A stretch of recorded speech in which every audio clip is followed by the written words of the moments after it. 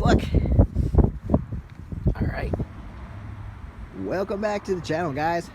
Today our task is to straighten out this fender as best we can. And probably gonna have to fix up whatever's here and fix this crack down here. See, there's a crack. Alright, so the first thing we need to do, and we do not have to remove this fender. I believe I made a video about that before, but we want to leave this one on and hopefully just fix up this little thing. I don't know how somebody did that.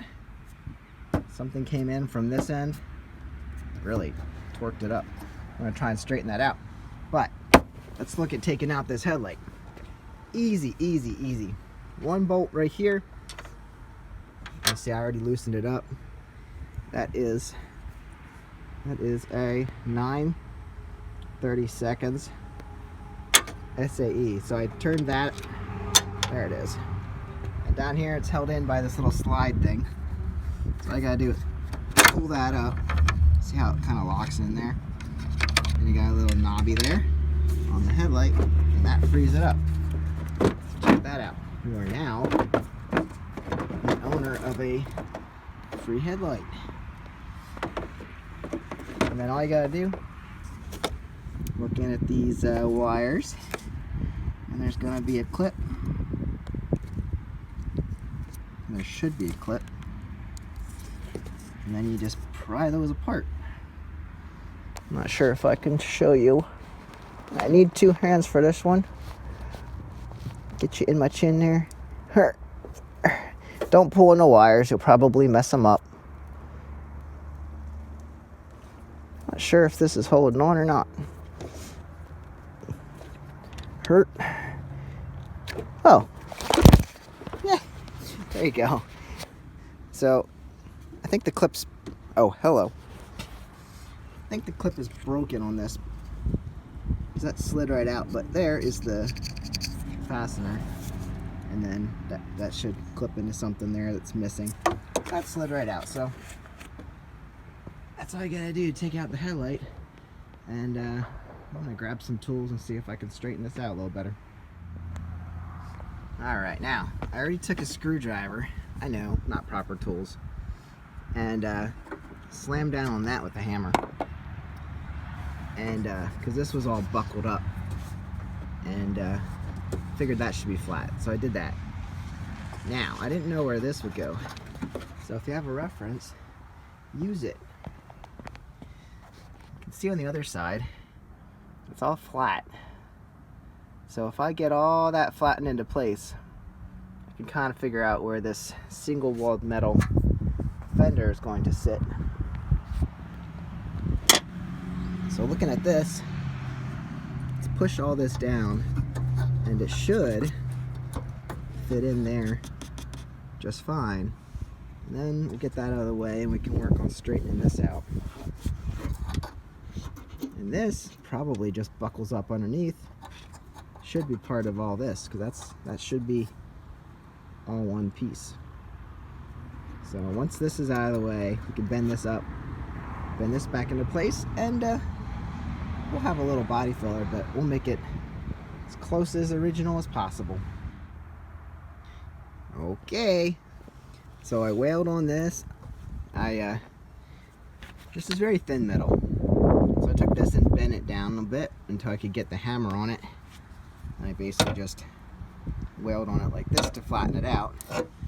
Now I'm gonna try to get this. I'm gonna grab a vice grip and just get it in here to the edge, try and bend that back into shape. Now this piece is going to be in the way, so I can either cut that off or bend it in right now. I don't know, I think it came from under here, so I think it's going to be kind of worthless to me, but I'll bend it up here out of the way for a minute, and then I'll bend this into place, try and figure out what I'm going to do with that. Might just cut it off. Well guys, like I said, this is very, very thin metal, And I don't want to mess up this area because I need that to stay nice and clean. So I started pulling this around a little bit, pushing it around, and I'm wondering, where's this part? Where did it go? So I pulled this back out because I wasn't sure what was going on there. And then I started investigating, and the rest of the metal is folded up inside here. Do you see that? Right in here. Here's our missing metal piece. So I'm going to work on just taking a screwdriver, maybe my needle nose pliers, and bring that down into place, and hopefully we'll see how much of that area gets filled in by that metal. It'll be nice to use to rebuild it. Well, there we go. By using needle nose pliers, I was able to roll that metal back down out into here and pretty much fill that gap. I'm gonna have to whack it into place here with a hammer, and here now you can see where this actually sits. And I've been using the vice grips to try and straighten out these spots that aren't super good, but yeah, just put it in there in the end, and if you hit it right, you can actually get the metal to straighten out a little bit.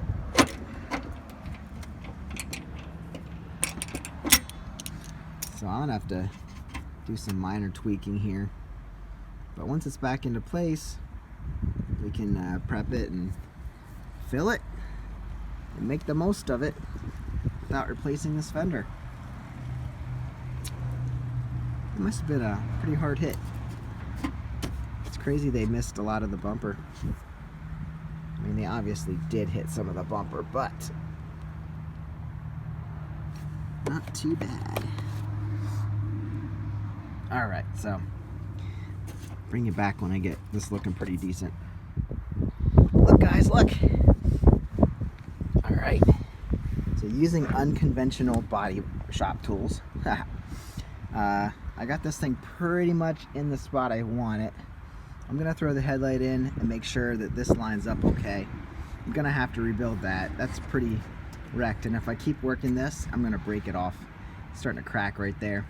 I might cut a little bit of this off because I need to get this gap back, and because I folded this back down into place, it's kind of getting in the way. Like, that should all be welded together. I pressed out some of this crease by using a C-clamp. I get it in like that, and I just tightened it down and kind of worked it a little bit, and a lot of that came up pretty nice. I mean, obviously I'm gonna have to fill it. I can't get down there into the exact crease. It's pretty tight.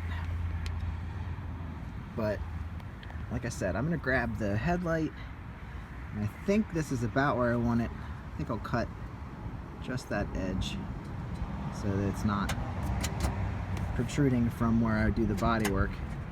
And then I think we're about straightened out. Alright, so we filled in that area pretty good. I might pull this out just a little bit so I can follow pretty good up here. But when you get down into here, it's kind of in a little bit. So I might pull this aft just a little bit, fill in that area. And then I will be using fiberglass instead of body putty because fiberglass has some structure. And yeah, we just need to get it to kind of line up to there. So that'll be my marker. I did put the other headlight back in. You can see where that kind of lines up. So we don't got to go to a point. There's a little bit of gap there yet. But we want to make it. We're not going to look at both sides at once. But that's what we're working with. I'll make a little mark on the bumper so I know where I want to go. Alright. Guess I do owe you guys a before and after. And I always forget to take the after. So there you go. This is the end result. And you can see a little divot there yet. But Got her all prettied up. And 9 people out of 10, if I didn't tell them when I fixed this, they wouldn't even notice. So, here you go. Remember, I'm not telling you to do this. This is not what you should do. But, if you have to, go ahead and fix it. And then when you go to look up the paint code, by the way, this is where the paint code is usually located. There's another Fender. Look at that. There's a Fender without damage. Has some clear coat peeling off, but we could have avoided. Anyway. Then we would have had to take it off, and that's fun. So if you're looking for the paint code on a older GM car, they're often right here. So it says U204M, so you type in WA204M. That's your paint code right there. Usually WA or U. Base coat, clear coat, paint code. Just look for that service part identification number. All right, there you go.